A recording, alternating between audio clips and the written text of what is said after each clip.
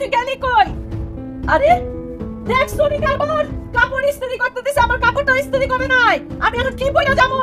এই নবাব নন্দিনী, রজনী, রজনী, এই রজনী, কি তোরে একটা কাম দিছিলাম, আমার এই শাড়িটা ইস্ত্রি করতে দিছি, তুই কাপড়ের উপর ইস্ত্রি রাইখা ইস্ত্রি না কইরা কই গেছিলি? হ্যাঁ, হাওয়ায় হাওয়ায় হাওয়ায় হাওয়ায় টং টং টং টং করে বেড়াইতেছ। হ্যাঁ, কি ব্যাপার? পা উত্তর দে। মা আমি হাওয়ায় ঘুরতে যাইনি, আপনার পোলাই ডাকছিল, এক গ্লাস পানি দিবেন? আল্লাহ রে আল্লাহ, আল্লাহ, আমি কই যাবো? হাই, আমার পোলাই ডাকছিল, তোরে না আমি কইছি আমার পোলাই ডাকলেও তুই যাবি না।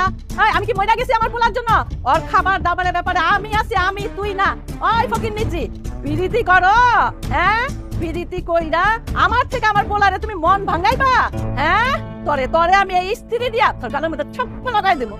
আম্মা সত্যি কথা কইলাম, আমি আর জীবনে কোনোদিন যাবো না আপনার পারমিশন ছাড়া। তাছাড়া মা আপনি রাগ করেন না, আয়রন প্রায় হয়ে গেছে, আর একটা ডলা দিলে ঠিক হয়ে যাবো।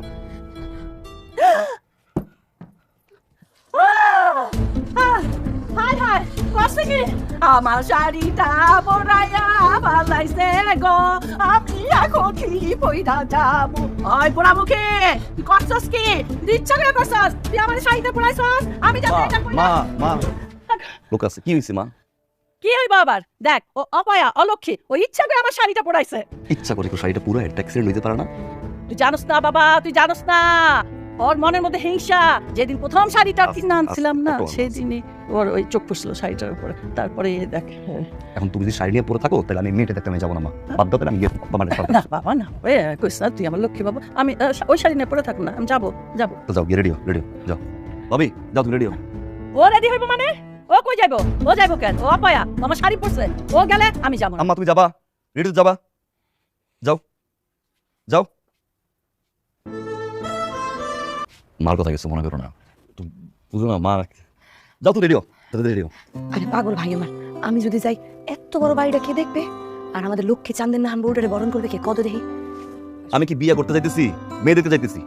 এত আমি দেখতেছি, যাও যাও। ভাইজা তোমার ভাইটার শরীরটাও ভালো না, তার একটু দেখশুন করি, আর তুমি তো একটু পরেই চলে আসবা, তখন আমি মনটা ভরে দেখবো।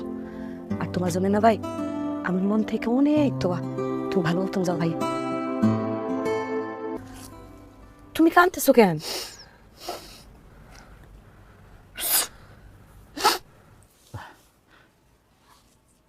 মা তোমারে যা যা কইছে, যে বকাবাজি করছে, আমি সব শুনছি রে বউ। ফান থেকে চুন খুসলে তোমারে যেভাবে বকাবাজি করে, তোমার জাত গোষ্ঠী উদ্ধার করে ফেলায়, আমার কিছু করণেরও ক্ষমতা নাই। আমি আর সহ্য করতে পারতেছি না বউ। তুমি আমার এক শিশি বিষ এনে দাও, আমি খাইয়া মরে যাই গা। তুমি খামাখা দুশ্চিন্তা করতেছো আমার নিয়ে। তোমার মা আমার মা না, তোমার ভাই আমার ভাই না, মা তো বকাবাজি করবেই, তাই নিয়ে তোমার মন খারাপ করলে চলবে? আর এখন তো মা আমাকে বকাবকি না করলেই আমার খারাপ লাগে। হ্যাঁ, আমার একমাত্র ভাই মাসুদ, এর লেগা বউ দেখতে গেছে।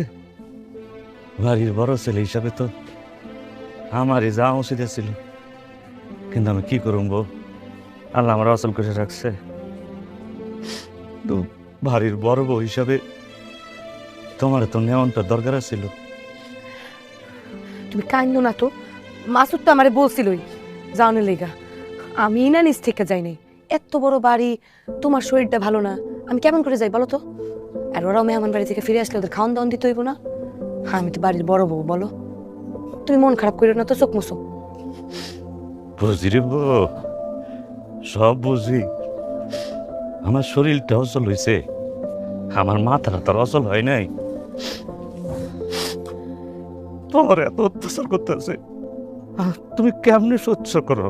আমি তো সহ্য করতে পারতেছি না। কেমনে?